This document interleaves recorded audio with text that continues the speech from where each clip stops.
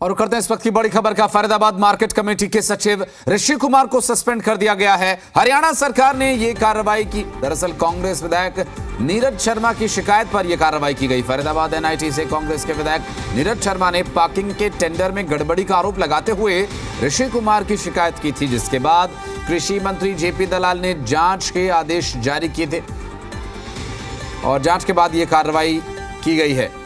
Faridabad market committee के सचिव ऋषि कुमार को सस्पेंड कर दिया गया है।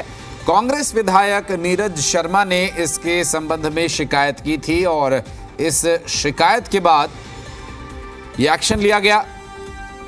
कृषि मंत्री ने इस पूरे मामले में जांच के आदेश दिए थे और जिसके बाद यह कार्रवाई की गई। इस वक्त की अहम खबर आपको बता दें, दरअसल कांग्रेस विधायक नीरज शर्मा ने शिकायत की थी। हमारे हरियाणा डेप्यूटी एडिटर विनोद लांबा इस वक्त फोन लाइन पर है हमारे साथ।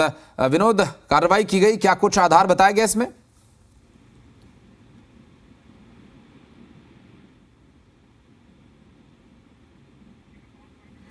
विनोद जी, आवाज मिल पा रही हो तो जानना चाहेंगे इस पूरे मामले में क्या अपडेट मिल पा रहा है। नीरज शर्मा की शिकायत थी और अब एक्शन लिया गया इस पर, और संपर्क शायद नहीं हो पा रहा है डेप्यूटी एडिटर महोदय से, और फिर से प्रयास करेंगे उनसे बात करने का। दरअसल अभी जो एक्शन लिया गया है, अब तक जो इनपुट्स मिल पा रहे हैं उसमें यह बताया गया कि नीरज शर्मा ने शिकायत की थी और टेंडर में गड़बड़ी का आरोप लगाया था, और टेंडर में क्या कुछ गड़बड़ी पाई गई और क्या कार्रवाई की जा रही है। अब सस्पेंड करने के अलावा भी क्या कोई एक्शन हो सकता है इस पर, ज़्यादा जानकारी के लिए हमारे हरियाणा डेप्यूटी एडिटर विनोद लांबा से बातचीत करेंगे। विनोद, क्या एक्शन लिया गया नीरज शर्मा ने जो शिकायत दर्ज कराई थी उस पर?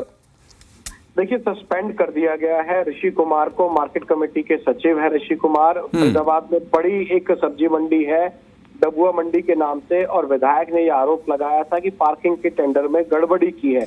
पार्किंग का टेंडर छूटता है, सरकारी ठेके के तौर पर पार्किंग में जो शुल्क होता है वो वसूला जाता है, लेकिन यहाँ जब आरोप लगाए गए, कृषि मंत्री जेपी दलाल तक ये मामला पहुंचा, तो कृषि मंत्री जेपी दलाल ने बड़ी कार्रवाई की है। और बड़ी कार्रवाई करते हुए विधायक नीरज शर्मा ने जो शिकायत की थी डबुआ सब्जी मंडी के पार्किंग के जो ठेका अलॉटमेंट है उसमें पूरी तरह से हमारे साथ नीरज शर्मा जी फोन लाइन पर जुड़ गए हैं, उनसे भी एक दो सवाल ले लेते हैं। आप भी कुछ हो अगर पूछने के लिए तो बताइएगा। नीरज जी, बहुत स्वागत है। और आपने जो शिकायत की थी सर, अब उस पर एक्शन लिया गया है? जो आपने शिकायत दर्ज कराई थी उस पर एक्शन होना कैसा देखते हैं इसे? नहीं, बिल्कुल अधूरा एक्शन है। सबसे पहली बात है, जो ईएमडी की राशि H1 और H2 ने ठेका नहीं लिया है, वो साथ के साथ जो वापस कर दी गई, उस पैसे की भरपाई कहाँ से होगी? दूसरा, जब 16 लाख का H1 वाला टेंडर था, 14 लाख वाले को दे दिया। प्रति महीना 2 से 2.5 लाख रुपए का जो सरकारी राजकोष का घाटा है उसकी पूर्ति कौन करेगा? और सस्पेंशन तो भाई साहब क्या सजा है? ये तो थोड़े दिन बाद पूरी तनख्वाह वापस ले लेंगे, इंक्वायरी में निकाल देंगे।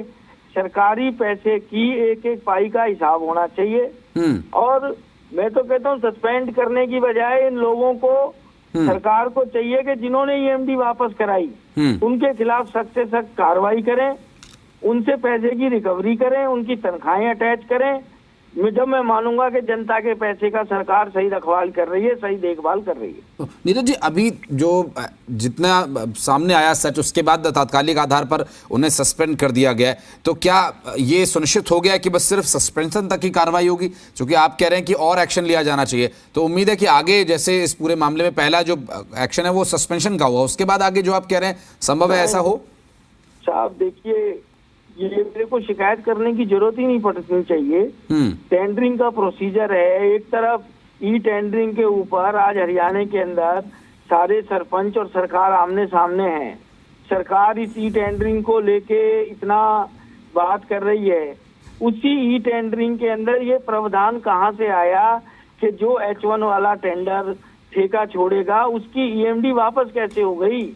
इसकी तो जांच की कोई बात ही नहीं कर रहा। उस पैसे की भरपाई कैसे होगी, इसकी कोई बात ही नहीं कर रहा। नहीं नीरज जी, आपने जब इसकी इस पूरे मामले की शिकायत जब आपने की थी, तो उस शिकायत में आपने क्या कुछ बातें, आपको क्या पता चला था, कैसे पता चला था, और उसमें क्या आपने मांग की थी कि इसमें क्या एक्शन होना चाहिए?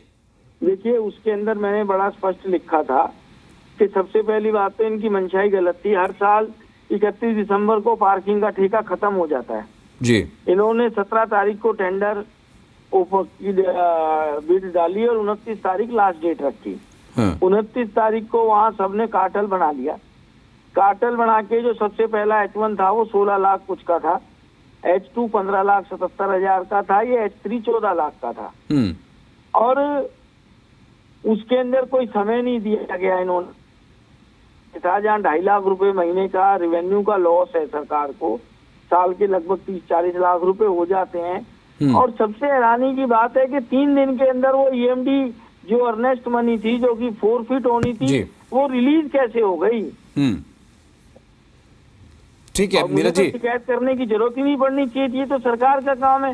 फैक्ट्री मंडी के ऊपर इतने अधिकारी होते हैं, IAS अफसर होते हैं, सब चीज होते हैं, ये इनको स्वतः संज्ञान लेनी चाहिए थी। ये तो 16 तारीख को मैंने चिट्ठी लिखी है और उसके बाद आज एक्शन करते करते भी 10 दिन हो गए। ठीक है, उम्मीद करते हैं सर, उम्मीद करते हैं कि जो आप एक्शन लिए जाने की बात कर रहे हैं नीरज जी, आगे इसके संदर्भ में कार्रवाई होगी। अन्यथा आप जिस जागरूकता के साथ लोगों की परेशानी या इस तरह की कई गड़बड़ियों को पहले भी आप उठाते रहे, उम्मीद करते हैं कि अगर एक्शन नहीं होगा तो आप तो हैं ही, विपक्ष में है, आपका काम है सरकार को इस तरह के मुद्दों पर ध्यान आकर्षित करना। बहुत बहुत शुक्रिया नीरज जी आपका इस पूरे मामले पर बातचीत करने के लिए, समय निकालने के लिए।